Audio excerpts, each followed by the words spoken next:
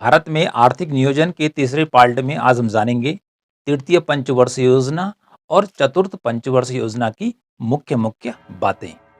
तो जो हमारी तृतीय पंचवर्षीय योजना थी वह कब लागू हुई थी, उसकी कौन कौन सी मुख्य बातें हैं, तो इसको देख लेते हैं। कि जो तृतीय पंचवर्षीय योजना थी या थर्ड 5 ईयर प्लान, वो हमारा शुरू हुआ था 1 अप्रैल 1961 से लेकर और 31 मार्च 1966 तक चला। तो इस प्रकार से कुल मिलाकर ये जो प्लान था ये भी 5 वर्ष का चला। ओके, इसके बाद आता है कि अध्यक्ष कौन था, तृतीय पंचवर्षीय योजना का अध्यक्ष कौन था। तो अध्यक्ष जो होता है वो देश का प्रधानमंत्री होता है। उसमें नेहरू जी देश के प्रधानमंत्री थे, इसलिए वही तृतीय पंचवर्षीय योजना के अध्यक्ष भी थे। नेक्स्ट जो आता है कि उस समय उपाध्यक्ष कौन था।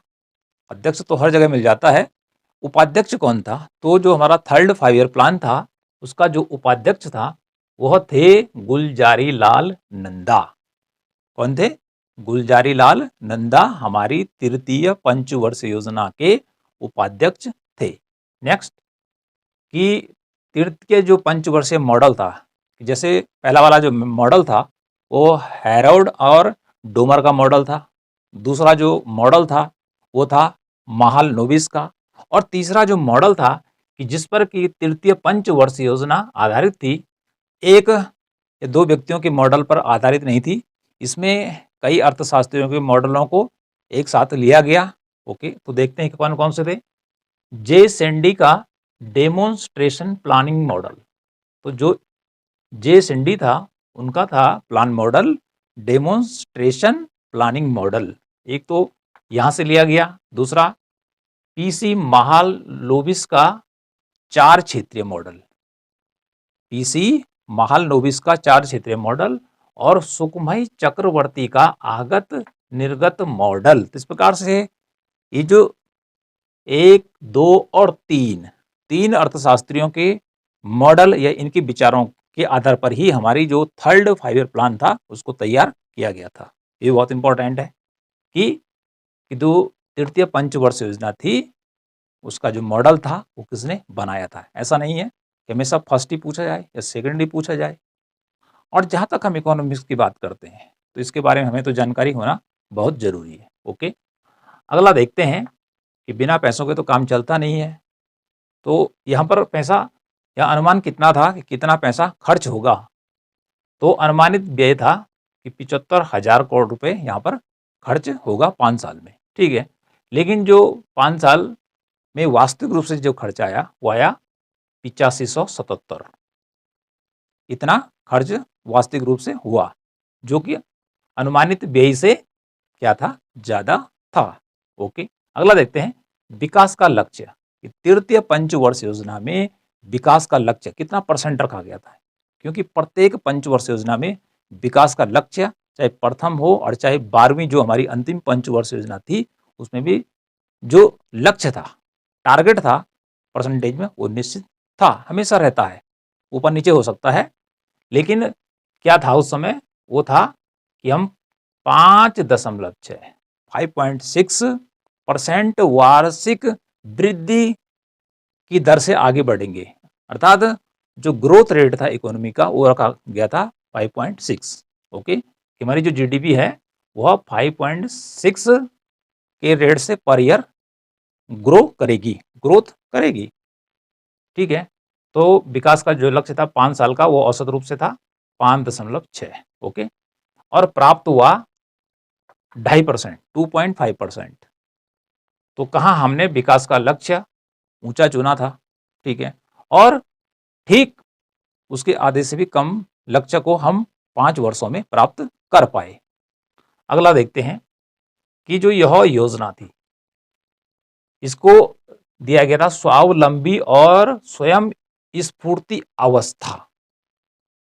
अर्थात तृतीय पंचवर्षीय योजना का जो लक्ष्य रखा गया था वो था मुख्य रूप से कि स्वावलंबी और स्वयं स्फूर्ति अर्थव्यवस्था का हमने निर्माण करना है।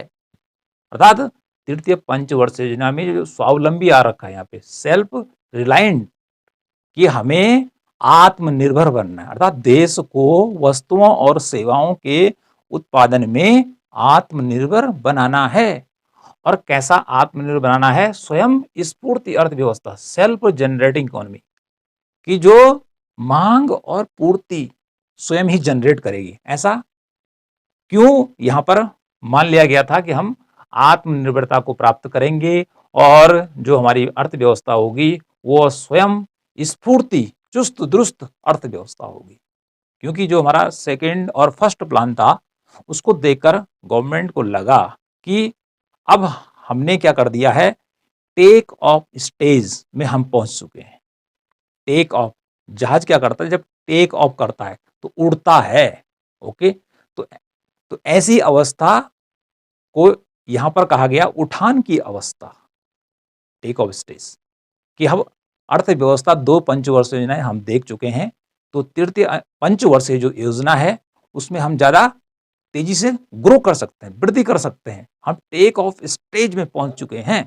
तो इसलिए यहां पर रखा गया कि हम स्वावलंबी अर्थात आत्मनिर्भर बनेंगे और जो हमारी इकोनॉमी होगी वह स्वयं स्फूर्ति अर्थव्यवस्था वाली होगी। ये प्रश्न भी अधिकांश परीक्षाओं में पूछा जा चुका है। ओके, और हमें याद भी होना चाहिए। अगला है तृतीय पंचवर्ष योजना में दोनों सेक्टर पे, कृषि और उद्योग धंधों दोनों पर जोर दिया गया कि कृषि के उत्पादन को बढ़ाना है और साथ में उद्योग धंधों का विकास भी करना है, औद्योगिक वस्तुओं के उत्पादन को भी बढ़ाना है। तो इस प्रकार से यहां पर दोनों यानी कि एग्रीकल्चर सेक्टर और जो हमारा इंडस्ट्रियल सेक्टर था उन दोनों पर ही जोर दिया गया।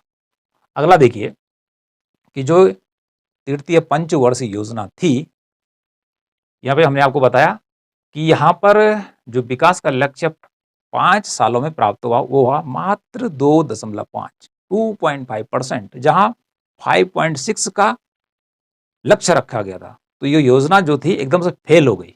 ठीक है, अपना जो लक्ष्य था उससे आधे से भी कम लक्ष्य प्राप्त करने में सफल रही। तो इस प्रकार से आधे से कम का मतलब हो गया बहुत ही कम इसने क्या किया, सफलता हासिल की। तो ऐसा कौन सा कारण था कि हमारा जो थर्ड ईयर प्लान था वो फेल हो गया? तो इसके कुछ कारण थे, देखते हैं कौन सा कारण था। कि भयंकर सूखा 65 और 66 के अंदर, सन 1965 और 66 में देश के अंदर बहुत सूखा पड़ा, अर्थात बारिश बहुत कम हुई, जिससे कि फसलों का उत्पादन गिर गया। ठीक है, और जिससे भारत को विदेशों से, विशेष रूप से अमेरिका से गेहूं का आयात करना पड़ा। और उसमें अमेरिका की शर्तें अलग थी, क्योंकि आप जानते हैं कि वर्तमान में भी अमेरिका जिन भी देशों के साथ सौदा करता है वो एक व्यापारिक देश है। ठीक है, केवल अपने हित को देखता है, तब भी देखता था अपनी स्वार्थ को, आज भी देखता है। तो तब स्थिति जो कि भारत इतना पूर्ण था तो भारत के प्रति उसका क्या रवैया रहा होगा। तो भारत ने जब वहां से गेहूं मंगाया तो कई शर्तें लगा दी जाती थी कि जो कि उसके फायदे के लिए हो। अगला देखते हैं कि 1962 में भारत चीन युद्ध, भारत और चीन के बीच लड़ाई हुई। तो जब लड़ाई होती है तो जो विकास का पैसा होता है वह सारा युद्ध में लगा दिया जाता है। सारा का सारा पैसा युद्ध के जो साजो सामान होते हैं उस पर खर्च करना पड़ता है। तो फिर कृषि और दूसरे अन्य जो सेक्टर हैं, प्राइमरी सेक्टर है, सेकेंडरी सेक्टर है, टर्सरी सेक्टर है, उसके लिए पैसा कहाँ से आएगा? तो पूरा पैसा युद्ध पर झोंक दिया। तो एक तो 62 का युद्ध हो गया और फिर कुछ समय बाद 1965 में भारत और पाकिस्तान के बीच क्या हो गया, युद्ध हो गया। तो इस प्रकार से 2 युद्ध और भयंकर सूखे के कारण जो ये तृतीय पंचवर्ष योजना थी अपने विकास लक्ष्य को प्राप्त नहीं कर पाई, एकदम से फेल हो गई। जैसे हमने बताया भयंकर सूखा पड़ा और 2 युद्ध यहां पर भारत को झेलने पड़े। ओके, अब इसके बाद आता है कि जब हमारा थर्ड ईयर का जो प्लान था इसमें 2 युद्ध आ गए और प्लस इसमें भयंकर सूखा भी पड़ गया, तो हमारी जो इकोनॉमी थी, जो हमारी अर्थव्यवस्था थी, उसकी स्थिति बहुत खराब हो गई थी। तो गवर्नमेंट को लगा कि अब हम अगली पंचवर्ष योजना को जल्दी नहीं बना सकते, इतने रिसोर्सेज या इतना पैसा हमारे पास नहीं है कि जिससे कि हम विभिन्न क्षेत्रों पे पैसा खर्च कर सकें। तो इसलिए यहाँ पर सरकार ने सोचा कि अब हम क्या करेंगे, 1 वर्ष का प्लान बनाएंगे, फिर दूसरे वर्ष का प्लान बनाएंगे और तीसरे वर्ष का प्लान बनाएंगे। ओके, तो इस प्रकार से जब पंचवर्षीय योजनाएं नहीं बनाई गई तृतीय पंचवर्षीय योजना के बाद तो 3 वार्षिक योजना चलाई गई, एक साल की। ओके, और उस समय को कहा जाता है योजना अवकाश, प्लान हॉलिडे के नाम से जाना जाता है। तृतीय पंचवर्ष योजना के बाद 3 सालों तक एक साल की योजना बनाई गई। क्यों बनाई गई? अभी बताया कि भारत की आर्थिक स्थिति बड़ी डमाडोल हो गई थी, संसाधन नहीं थे, इसलिए चतुर्थ योजना बनाई नहीं जा सकी, इसलिए एक साल की योजना बनाई गई। ठीक है, तो जब 3 साल की वार्षिक योजना बनाई गई तो योजना अवकाश, अर्थात अगली योजना तो बनी नहीं, तो इसको योजना अवकाश का नाम दे दिया अर्थशास्त्रियों ने, प्लान हॉलिडे। अभी प्लान हॉलिडे कब हुआ देखो, 66-67, एक वर्ष तो ये चला गया, 67-68 दूसरा वर्ष ये हो गया, और 68 और 69 ये 3 साल। तो इस प्रकार से ये 3 वार्षिक योजनाएं बनाई गई। 3 वार्षिक योजना बनाकर सरकार को लगा कि अब हमारे पास आर्थिक संसाधन हैं और हम चौथी पंचवर्षीय योजना को बना सकते हैं, इसलिए सरकार ने चौथी पंचवर्षीय योजना शुरू की। तो अब जो चौथी पंचवर्ष योजना थी उसकी मुख्य मुख्य बातें कौन कौन सी हैं उसको देखते हैं।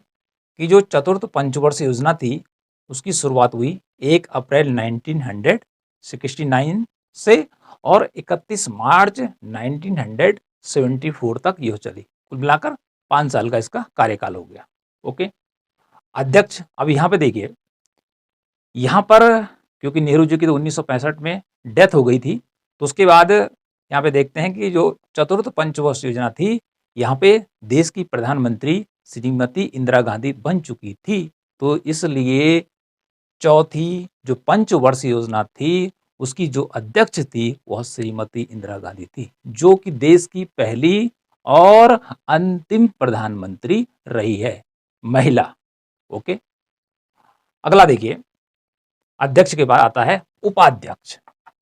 उपाध्यक्ष कौन था चौथी पंचवर्ष योजना का? तो इस योजना का जो उपाध्यक्ष था वो था D.R. गाडगिल। कौन था? D.R. गाडगिल। और जो चौथी पंचवर्षीय योजना है उसको गाडगिल प्लान के नाम से भी जाना जाता है। कौन सी पंचवर्ष योजना को गाडगिल योजना के नाम से जाना जाता है? तो चौथी पंचवर्ष योजना को जाना जाता है। और ऐसा क्यों जाना जाता है यहाँ पे नजर डालिए, क्योंकि उपाध्यक्ष ही वास्तविक रूप से पंचवर्षीय योजनाओं के कार्य को देखता है और राज्यों के बीच केंद्र के द्वारा कितना कितना पैसा जाएगा, कितना कितना अनुदान स्टेट को मिलेगा। तो पहली जो हमारी योजनाएं थी, चाहे फर्स्ट थी और सेकंड थी, थर्ड थी, तो उसमें राज्यों के पास जो पैसे का बंटवारा किया जा रहा था योजना आयोग या राष्ट्रीय विकास परिषद के द्वारा, उसमें भिन्नता थी। कुछ राज्यों को ज्यादा दिया जा रहा था और कुछ को नहीं मिल रहा था, इसलिए राज्यों में असंतोष था, राज्य सरकारों में। ठीक है, तो इसलिए गाडगिल ने क्या किया कि नया फॉर्मूला प्रस्तुत किया और जो राज्य ये महसूस कर रहे थे कि हमें आर्थिक सहायता कम मिल रही है, तो उनके लिए अलग सा प्रावधान किया गया। ठीक है, जिससे कि उनकी जो नाराजगी थी वो भी दूर हो गई और उनको पैसा भी ज्यादा दिया जाने लगा। ठीक है, तो इसलिए जो चतुर्थ पंचवर्ष योजना है वह D.R. गाडगिल या गाडगिल योजना के नाम से भी जानी जाती है। नेक्स्ट देखिए, अब आता है पैसे की बात, क्योंकि बिना पैसे के तो पहले ही बात की कि जब 3 वार्षिक योजनाएं बनाई गई तो पैसा नहीं था।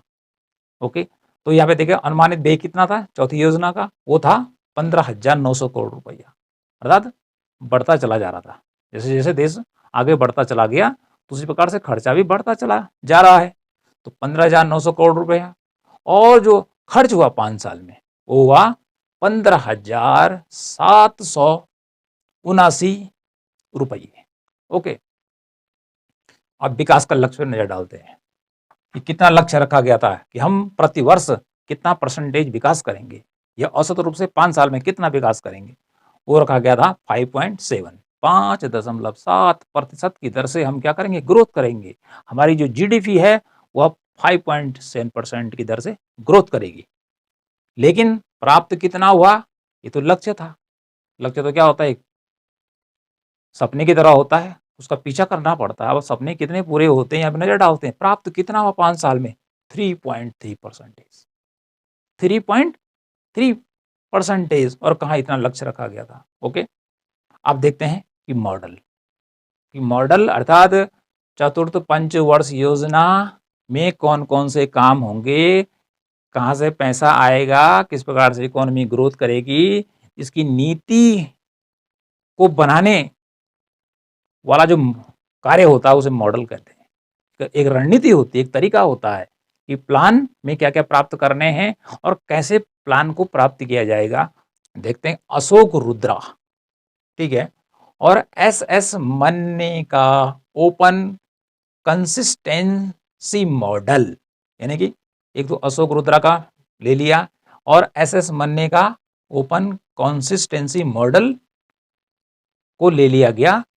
और दोनों का जो मॉडल था वो था लियोनतीफ के आगत निर्गत मॉडल पर आधारित। अर्थात हमने जो आपको यहाँ पे 1 और 2 इकोनॉमिस्ट बताए, इनका जो मॉडल था जिसके आधार पर चतुर्थ पंचवर्ष योजना की नींव पड़ी, ठीक है, वह लियोनतीफ के आगत निर्गत मॉडल पर आधारित था। ओके, अब आता है कि यहाँ पे लक्ष्य क्या रखा गया था। लक्ष्य था स्थिरता के साथ विकास और आत्मनिर्भरता। जहां तृतीय पंचवर्ष योजना में सबसे पहली बार कल्पना की गई थी आत्मनिर्भरता की, तो वहां तो आत्मनिर्भरता प्राप्त नहीं हुई, तो फिर अगली योजना में भी लक्ष्य रखा गया स्थिरता के साथ विकास, कि हम स्टेबिलिटी, ठीक है, growth with stability and achievement of self sufficiency, कि हम क्या करेंगे, स्थिरता के साथ विकास करेंगे। विकास क्या होगा, अप डाउन नहीं करेंगे, ठीक है, स्थिर विकास होगा। 5% रेट बढ़ रहा है या 2% का रेट है तो लगातार उसमें ग्रोथ करेंगे, ठीक है, स्थिरता के साथ करेंगे, स्टेबिलिटी के साथ करेंगे। ओके, और उस विकास के आधार पर हम क्या करेंगे, आत्मनिर्भरता प्राप्त करेंगे। और किस चीज में आत्मनिर्भरता प्राप्त करेंगे, अरे भाई वस्तुओं और सेवाओं के जो देश में उत्पादन होना है, जिनको हम बाहर से मंगा रहे हैं भी, उनको देश में ही बनाना है, ठीक है। तो जब आत्मनिर्भरता कब होती है देश के लिए, कि जब जो वस्तुएं हम बाहर से मंगा रहे हैं हमारे देशवासियों की जरूरत है और उसको देश में ही बनाना शुरू हो जाता है, तो तभी तो आत्मनिर्भर बनेंगे। ओके, तो ये आत्मनिर्भरता की बात यहाँ पे कही गई थी, स्थिरता के साथ विकास और आत्मनिर्भरता, वेरी इंपॉर्टेंट पॉइंट। अगला देखते हैं, इसरो की स्थापना, यहाँ पे लिखा है ISRO, Indian space research organisation, ठीक है, इसरो शॉर्ट नेम, की स्थापना भी चतुर्थ पंचवर्षीय योजना में ही हुई थी। अगला देखिए, 14 बड़े व्यापारिक बैंकों का इंदिरा गांधी ने राष्ट्रीयकरण कर दिया था। पहले वो प्राइवेट बैंक थे और इन बैंकों को इंदिरा गांधी ने चौथी पंचवर्षीय योजना में, ठीक है, राष्ट्रीयकरण का मीनिंग हो गया सरकारी बैंक बना दिया। कैसा बैंक बना दिया, सरकारी। अभी बैंक जो थे इस सरकार के अंडर में आ गए। अब जो सरकार बोलेगी वही वैसा ही काम करेंगे। ओके, अगला देखिए, एक कानून उस समय और पास हुआ, MRTP एक्ट 1969 लागू हुआ। ये एक्ट भी काफी इंपॉर्टेंट है कि MRTP एक्ट जो था वह भी चतुर्थ पंचवर्षीय योजना में ही पास किया गया, लागू किया सारे देश के अंदर। ओके, अगला देखिए 13, अनाजों के बफर स्टॉक की घोषणा। यहाँ पे बात की गई कि हम अनाजों का बफर स्टॉक तैयार करेंगे, अनाजों का इतना भंडारण रखेंगे, इतना भंडार करेंगे कि जिससे कि यदि आवश्यकता पड़ती है या कहीं पर कमी होती है तो उस समय हमें विदेशों पर निर्भर न होना पड़े, इधर उधर न भागना पड़े कि कौन हमें अब अन्न देगा। इसलिए हम क्या करेंगे, आपातकाल स्थिति के लिए अनाजों का बफर स्टॉक, ठीक है, एक विशाल भंडार तैयार करेंगे जो कि वर्तमान आवश्यकता के साथ साथ भावी आवश्यकता को भी पूरा कर सके। अगली एक और इंपॉर्टेंट बात इसमें आती है कि चौथी पंचवर्ष योजना में 1971 में भारत और पाकिस्तान के बीच युद्ध भी हुआ। क्या हुआ, भारत और पाकिस्तान के बीच युद्ध हुआ और जिसके बाद एक नए देश का उदय हुआ और उस देश का नाम है बांग्लादेश।